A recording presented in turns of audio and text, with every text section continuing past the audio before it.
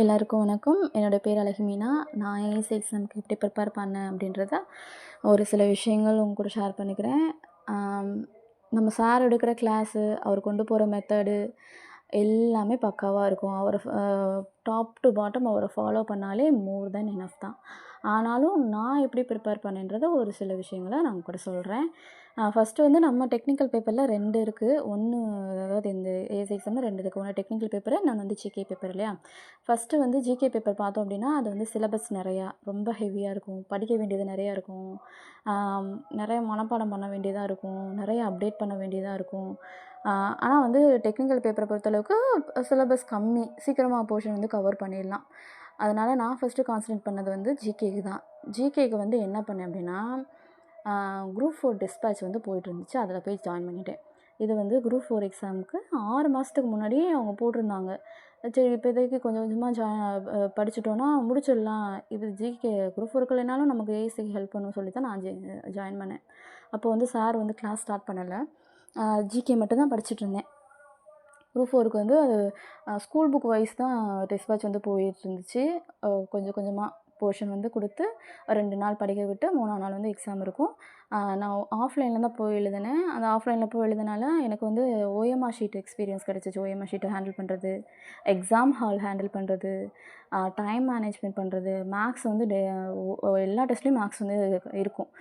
25 question இருக்கும். அந்த 25 கொஷினை வந்து டயத்துக்குள்ளே போட்டு முடிக்கிறது எப்படின்றது வந்து நான் கற்றுக்கிட்டேன். அதுக்கப்புறம் டெஸ்ட்டு முடிச்சு கரெக்ஷன் இருக்கும். கரெக்ஷனும் வந்து நம்மளோட தப்பு என்ன தப்பு விட்டோன்றத பார்க்குறதுக்கு எனக்கு ஹெல்ப் பண்ணுச்சு. அதனால் அந்த குரூப் 4 டெஸ்ட் பேட்ச் சேர்ந்தது எனக்கு ரொம்ப ஜிகேக்கு அளவில் ஹெல்ப் பண்ணுச்சு. அதுக்கு படிக்கும்போது புக்ஸை எப்படி படித்தேன் அப்படின்னா, ஃபஸ்ட்டு ரீட் பண்ணியாச்சு. ஸ்கூல் புக்கை முதல்ல ரீட் பண்ணியாச்சு. 6லேருந்து 12th வரைக்கும் இருக்க ஸ்கூல் புக்ஸு.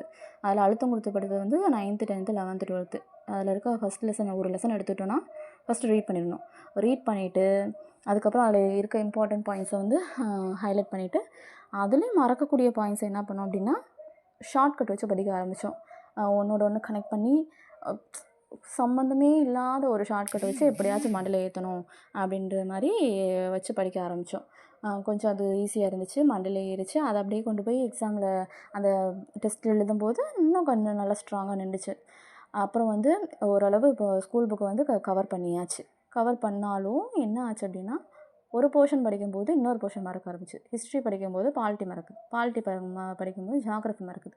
ஸோ இப்படி இருக்குது. இதுக்கு என்ன செய்கிறது அப்படின்னு சொல்லிட்டு திவாகர் சார் இருந்தாங்க. அவங்கள்ட்ட கேட்கும்போது அவங்க சொன்னாங்க, நீங்கள் வந்து ஸ்கூல் புக்கெலாம் ஓரளவு படிச்சிட்டிங்க அப்படின்னா, ஸ்கூல் புக்கெலாம் ஃபுல்லாக படிச்சிட்டிங்க அப்படின்னா, அதை ரிவிஷன் பண்ணுறதுக்கு என்னென்னா, ஒன்லைனரை வாங்கி படிங்க மேடம். ஒன்லைனரில் கொஷினாக இருக்கும். நீங்கள் கொஷினில் அந்த ஆன்சரை மட்டும் மறைச்சி வச்சுட்டு, இந்த கொஷினுக்கு என்ன ஆன்சர்னு நீங்கள் சொல்லி பாருங்கள். அது உங்களுக்கு ரொம்ப ஹெல்ப்ஃபுல்லாக இருக்கும் அப்படின்னு வந்து சொன்னாங்க. அதன்படி நான் புக்கை வாங்கினேன். அதனால் பெரிய புக்கு.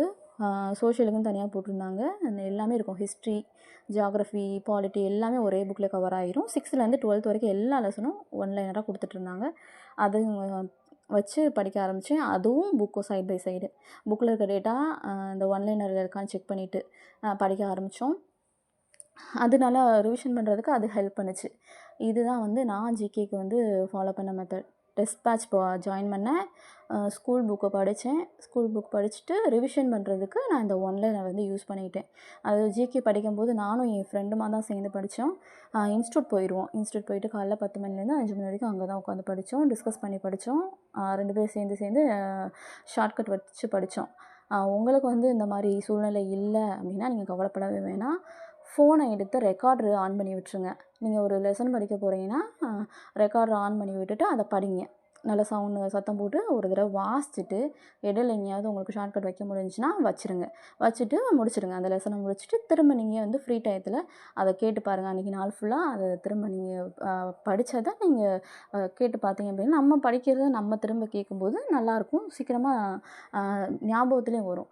அதனால் இந்த மெத்தடை வந்து யூஸ் பண்ணிக்கிங்க. ஃப்ரெண்டு இருந்தாங்கன்னா சேர்ந்து படிங்க. சேர்ந்து படிக்கும்போது சீக்கிரமாக டிஸ்கஸ் பண்ணி படிக்கும்போது நல்லாயிருக்கும். ஒருத்தர் மாற்றி ஒருத்தர் கேள்வி கேட்டுக்கிட்டு கொஷின்ஸ் எல்லாம் டிஸ்கஸ் பண்ணி படிக்கும்போது நல்லாயிருக்கும். ஸோ வந்து ஜிகேக்கு நான் ஃபாலோ பண்ண மெத்தட் இது தான். இதுவும் போக இன்னொன்று ஹெல்ப் பண்ணுச்சு அப்படின்னா, சாரோட ஜிகே கிளாஸ். நான் லேட்டாக தான் போய் ஜாயின் பண்ணேன். காலையில் 5 மணிக்கு இருக்கும். சார் வந்து நிறையா ரிவிஷன் பண்ணுவாங்க, எக்ஸ்ட்ரா நிறைய சொல்லுவாங்க. அது வந்து ரொம்ப ஹெல்ப் ஆச்சு. அப்புறம் கடைசி நேரத்தில் வந்து நிறைய ப்ரீவியஸ் இயர் கொஷின்லாம் வந்து டிஸ்கஸ் பண்ணோம் கிளாஸில். அது ரொம்ப ரொம்ப ரொம்ப ஹெல்ப் பண்ணுச்சு. இந்த ப்ரீவியஸ் இயர் கொஷின் வந்து அந்த செஷன்லாம் மறக்கவே முடியாது. அப்படியே ரேப்பிட் ஃபயராக இருக்கும். இந்த தடவை உங்களுக்கு புதுசாக சார் கொண்டு வருவாங்கன்னு நினைக்கிறேன். அதனால் சாரை நல்லா யூஸ் பண்ணிக்கோங்க. ஸ்கூல் புக்ஸு ஜிகே பொறுத்தளவுக்கு ஸ்கூல் புக்ஸு ஃபுல்லாக ஓரளவு படிச்சுட்டு, எவ்வளோ படித்தாலும் பத்தாது, மறந்த மாதிரி தான் இருக்கும். ஆனாலும் விடாமல் திரும்ப திரும்ப எடுத்து பாருங்கள். ஸ்கூல் புக்ஸை பார்த்துட்டு டெஸ்ட் பேட்ச் எதுவும் சேர்ந்துருந்தீங்கன்னா அந்த கொஷின்ஸ்லாம் எடுத்து ரிவிஷன் பண்ணுங்கள். அதுக்கப்புறம் வந்து நான் ஒன்லைனர் வாங்கியிருந்தேன். அந்த ஒன்லைனரை வந்து நான் ரிவிஷன் பண்ணேன். ஸோ இதுதான் என்னோடய ஜிகே ப்ரிப்பரேஷன் ஸ்ட்ராட்டஜி. அதுக்கப்புறம் வந்து டெக்னிக்கலை பொறுத்தளவுக்கு நமக்கு இப்போ 3 தான் கம்பைன் பண்ணிட்டாங்க. ஒன்று மேக்ஸு, ஸ்டாட்டிஸ்டிக்ஸு, எக்கனாமிக்ஸு.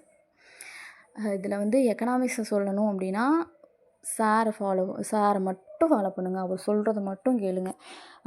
கிளாஸை வந்து கவனித்து அவர் சொல்கிற ஒவ்வொரு வார்த்தையும் நோட்டில் எழுதி வைங்க. ஏன்னா அது எல்லாமே கொஷினாக வரும்.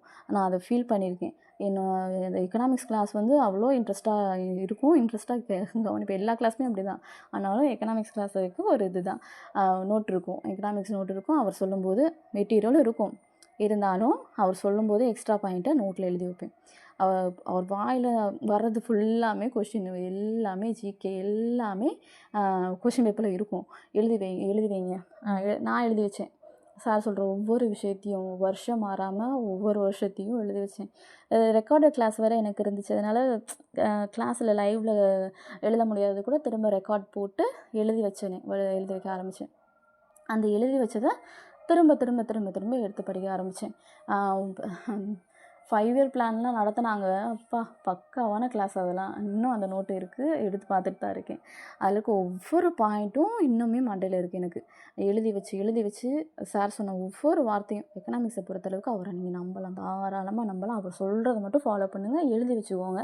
அதுக்கப்புறம் வந்து ரெக்கார்டர் வீடியோ தானே, அதனால் என்ன பண்ணிடுவேன், நான் வீட்டில் வேலை பார்க்கும்போது எங்கள் வீட்டில் சுப்ரபாதம் மாதிரி சாரோட கிளாஸ் தான், எக்கனாமிக் கிளாஸ் ஓடிக்கிட்டே இருக்கும். காலையிலேருந்து சாயங்காலம் வரைக்கும் வீட்டில் இருந்தேன்னா ஓடிக்கிட்டே இருக்கும். அவர் சொல்ல அப்படியே மண்டையில் ஏறிடும் அந்த எக்கனாமிக்ஸை பொறுத்தளவுக்கு. சில ரொம்ப டெக்னிக்கலான டேர்ம்ஸ் மட்டும் எனக்கு கொஞ்சம் கஷ்டமாக இருந்துச்சு எக்கனாமிக்ஸை பொறுத்தளவுக்கு. அது இன்னும் கொஞ்சம் கவனம் கொடுத்துருக்கணும், நான் கொடுக்கல. ரொம்ப டெப்த்தாக இருந்துச்சு, கொஞ்சம் கஷ்டமாக இருந்துச்சு. ஆனால் மற்றபடி நம்ம ஸ்கூல் புக்ஸில் இருந்த எக்கனாமிக்ஸ்லாம் பக்கா சார் சொல்லி கொடுத்தது மட்டும்தான். இது வந்து எக்கனாமிக்ஸுக்கு நீங்கள் ஃபுல்லாக சாரை மட்டும் நம்பலாம். அவர் சொல்கிற ஒவ்வொரு வார்த்தையும், நிறைய நடப்பு நிகழ்வுகள் சொல்லுவாங்க, அதையும் எழுதி வைங்க. அதுலேருந்து கொஷின் கண்டிப்பாக வரும். சார் சொல்கிறது எல்லாமே வரும். கண் கூட பார்த்துருக்கீங்க, கண்டிப்பாக வரும். அதை எழுதி வச்சு படிங்க. இது வந்து எக்கனாமிக்ஸுக்கு. அதுக்கு அடுத்து வந்து ஸ்டாட்டிஸ்டிக்ஸு வந்து நம்ம கொடுத்துருக்க அந்த இது போதும், மெட்டீரியல் போதும். சார் நடத்துவாங்க, நல்லா கிளியராக எக்ஸ்பிளைன் பண்ணுவாங்க. நம்ம வந்து ஸ்டாட்டிஸ்டிக்ஸ் பொறுத்தளவுக்கு அதுக்கு கொஞ்சம் தியரி, கொஞ்சம் சம் அந்த மாதிரி கலந்து தான் இருக்கும். ஆனால் நல்லாயிருக்கும், ஈஸியாக இருக்கும், சீக்கிரமாக மண்டையில் ஏற்றிடலாம். அதில் நம்ம சார் கொடுத்துருக்க மெட்டீரியல் மட்டுமே போதும். அதில் டெஸ்ட்டு வைப்பாங்க. சார் டெஸ்ட்டு கொண்டு போகிற மாதிரி அவரை ஃபாலோ பண்ணியே போங்க. அந்த டெஸ்ட்டே நமக்கு வந்து டெக்னிக்கலுக்கு போதுமானதாக இருக்கும். நமக்கு ஜிகேக்கு தான் நம்ம எக்ஸ்ட்ரா படிக்கிற மாதிரி நிறைய எஃபர்ட் போடுற மாதிரி இருக்கும். ஆனால் இது வந்து டெக்னிக்கலை பொறுத்த வரைக்கும் ஈஸியாக இது பண்ணிடலாம். சார் கொண்டு போகிற டெஸ்ட் பேட்சே நல்லாயிருக்கும், அதுவே போதுமானதாக இருக்கும். அவங்க கொடுக்குற மெட்டீரியலை ஃபுல்லாக ஒரு தடவை பார்த்துட்டு அதில் எழுதணும். பத்தாததுக்கு ப்ரீவியஸ் கொஷினும் கொடுப்பாங்க, அதையும் சேர்த்து தான் டெஸ்ட்டு வைப்பாங்க. பழைய கொஷினுக்கும் அதையும் பார்த்துக்கோங்க, அதுவும் நல்லாயிருக்கும். அடுத்து வந்து மேக்ஸு வந்து நான் ஏற்கனவே போன செட்டில் வந்து மேக்ஸு 10 யூனிட்டுமே படிச்சிருந்தேன். அதனால் எனக்கு என்னமோ மேக்ஸ் அவ்வளோ டஃப்பாக தெரியல. ஆனால் மேக்ஸ் வந்து கொஞ்சம் சிரமப்படுற மாதிரி தான் இருக்கும். கொஞ்சம் எஃபர்ட் எடுத்து படிக்கணும். நம்ம நிறைய எழுதி பார்க்கணும், நிறைய போட்டு பார்க்கணும். மேக்ஸை பொறுத்தளவுக்கு பேப்பரும் பென்னும் இல்லாமல் பண்ண முடியாது. மேம் நல்லா நடத்துவாங்க. நந்தனா மேம் நல்லா நடத்துவாங்க. அவங்க கிளாஸை நல்லா கவனிச்சுக்கோங்க. கவனிச்சுட்டு அந்த மெட்டீரியல் இருக்க சம்ஸை ஃபஸ்ட்டு ஃபுல்லாக போட்டுட்டு டவுட்ஸ் இருந்தால் கேட்டு கிளாரிஃபை பண்ணிவிட்டு அதுக்கப்புறம் பழைய கொஷினில் இருக்க சம்ஸ் எல்லாமே போட்டு பாருங்கள். போட்டு பார்த்திங்கன்னா மேக்ஸில் நல்ல டீசெண்டான ஸ்கோர் எடுக்கலாம். இதுதான் வந்து நான் நான் ஃபாலோ பண்ண மெத்தடு இது ஜிகேக்கும் டெக்னிக்கலுக்கு ஜிகேக்கு சொல்லிட்டேன். டெக்னிக்கலை பொறுத்தளவு எக்கனாமிக்ஸுக்கு சாரோட கிளாஸ் தான் சுப்ரபாதம். எங்கள் வீட்டில் எப்பவும் ஓடிட்டே இருக்கும். அவர் சொன்ன ஒவ்வொரு வார்த்தையும் நான் நோட் பண்ணி அந்த நோட்டில் இருக்கிறத நான் டெய்லியும் திருப்பி பார்த்துட்டே இருந்தேன். அது ஹெல்ப் பண்ணுச்சு. ஸ்டாட்டிஸ்டிக்ஸுக்கு வந்து மெட்டீரியல் போதும். மெட்டீரியல் இருக்க எல்லாத்தையும் ஒரு லைன் விடாமல் படிச்சிடுங்க. பழைய கொஷின் அது போதும். அடுத்து வந்து மேக்ஸுக்கு வந்து நந்தனா மேம் கிளாஸ் ஓகே தான். நிறையா போட்டு பார்க்கணும். மேக்ஸை பொறுத்தளவுக்கு கொஞ்சம் கஷ்டப்படணும். நம்ம போட்டு பார்க்கணும். போட்டு பார்த்துட்டு பழைய கொஷின் இருக்கிறத போட்டு பார்த்துட்டு இது பண்ணணும். முடிஞ்சால் வந்து புக்ஸு பாருங்கள். ஆனால் புக்கு அவ்வளோ தேவை இருக்காது. நமக்கு கொடுத்துருக்க மெட்டீரியலே மோர் தென் எனஃப் தான். அது பார்த்தாலே போதும். நல்ல மார்க் எடுத்துடலாம். கொடுத்துருக்க டெஸ்ட்டு சார் சொல்கிற ஷெட்யூல் படி டெஸ்ட்டை வந்து ப்ராப்பராக எழுதுங்க. உங்களுக்குன்னு தனியாக ஷெட்யூல் போட்டுக்கோங்க. இன்றைக்கி இது படிக்கணும், இன்றைக்கி இந்த நேரத்தில் இது படிக்கணும், இவ்வளோ முடிக்கணும். முடிச்சுட்டு ஒரு வாரம் படிச்சுட்டு அந்த வார கடைசியில் ரிவிஷன் பண்ணுங்கள். அந்த படித்த அந்த ஒரு வாரம் படித்ததை திரும்ப ஒரு தடவை எடுத்து பாருங்கள். ஜஸ்ட் ஒரு கிளாஸ் மட்டும் விடுங்க. திரும்ப ஃபுல்லாக முதலேருந்து படிக்கணும் இல்லை, சும்மா ஒரு தடவை ஒரு கிளான்ஸ் விட்டாலே போதும். அது நம்ம கண் பார்த்துட்டே இருந்துச்சு அப்படின்னா அதில் நமக்கு டச் இருந்துகிட்டே இருக்கும். நம்ம படித்த மாதிரியே இருக்கும். அதை விட்டுட்டோம் அப்படின்னா ஏதோ புதுசாக படிக்கிற மாதிரி இருக்கும். அதனால் அதுக்கு இடம் கொடுக்காம ஒரு வாரம் படித்ததை திரும்ப அந்த வீக்கெண்டில் இல்லை 10 நாளைக்கு ஒரு தடவை அப்படி வந்து எடுத்து பார்த்துட்டே இருங்க.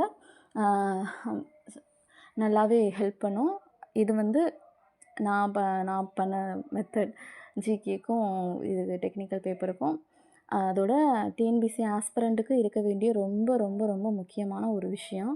நான் போன வருஷம் படிச்சுட்ருக்கும்போது சார் டிஆர்பியில் கிளியர் பண்ணி இப்போ வேலை பார்த்துட்ருக்க ஒரு சார் வந்து பேச வச்சாங்க. அவங்க சொல்லும்போது நீங்கள் எத்தனை வருஷம் படிச்சுட்ருக்கீங்க, இது வரைக்கும் எப்படி படிச்சிங்க அப்படின்றது தான் முக்கியமே கிடையாது.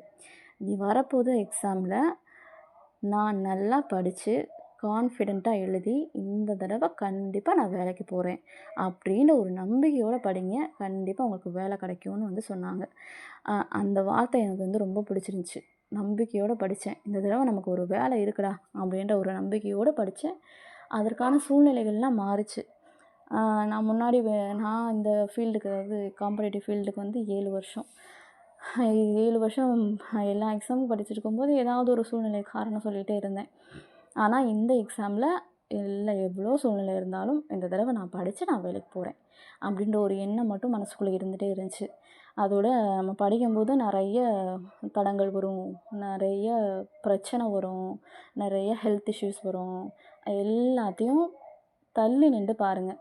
சார் அடிக்கடி சொல்லுவாங்க, உங்களுக்கு கவலைப்படுறீங்களா 1 மணி நேரம் அழுங்க, ஒரு 2 மணி நேரம் அழுங்க, இல்லை அன்றைக்கி ஒரு நாள் ஃபுல்லாக கூட அழுங்க, ஆனால் அடுத்த நாள்லேருந்து ஃப்ரெஷ்ஷாக ஸ்டார்ட் பண்ணுங்கன்னு சொல்லுவாங்க.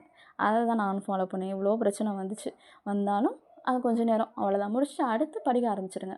அப்படியே ஓடிட்டே இருந்தால் மட்டும்தான் நம்மளால் கண்டிப்பாக அச்சீவ் பண்ண முடியும்.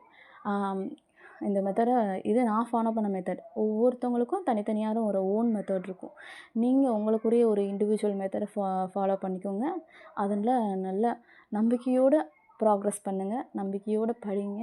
கண்டிப்பாக உங்கள் எல்லாருக்கும் வேலை இருக்குது. கண்டிப்பாக அந்த வேலை வாங்குவீங்க. All the very best. சாரை மட்டும் நல்லா ஃபாலோ பண்ணுங்கள், நல்லா யூஸ் பண்ணிக்கோங்க. கண்டிப்பாக நம்மளோட என்ன டவுட்டு எப்போ கேட்டாலும் சொல்லுவார். என்ன எவ்வளோ பிரச்சனை இருந்தாலும் சால்வ் பண்ணிடுவார். ஹோப் கொடுப்பாரு. நல்ல ஒரு சொல்யூஷன் வந்து கொடுப்பாங்க. அதனால் சாரை வந்து விட்டுறாதீங்க. அவங்க சொல்கிறத மட்டும் கண்ணை மூடிட்டு ஃபாலோ பண்ணுங்கள். All the very best. Thank you.